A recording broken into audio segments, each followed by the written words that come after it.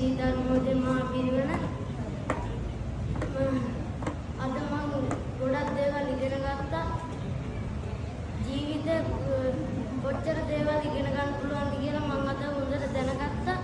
මම ටිකක් කලින් හිතාගත්තේ මට කිසිම දෙයක් කරන්න බෑ කියලා. අද මම හිතාගත්තා මට කරන්න පුළුවන්. මේ ලෝකේ කාටවත් කරන්න බැරි දෙයක් නැහැ. අද සර් අපිට ඒවා කියලා දුන්නා. ඒකල වෙලා මම මේ ස්ටේජ් එකට එද්දි ටිකක් විතර බය වුණා. දැන් මගේ බය හොඳ වුණා. ඒකල අපේ පණ්ඩිතාඳුර වගේ මම ආස පණ්ඩිතාඳුර කෙනෙක් වෙලා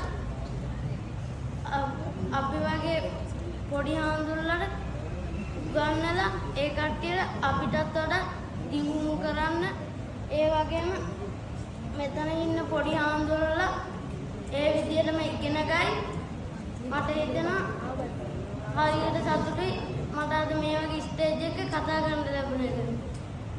අද සරට ගොඩක් පින් සිද්ධ වෙනවා අපිට මේ දේවල් කියලා දීලා අපේ බය නැති කරලා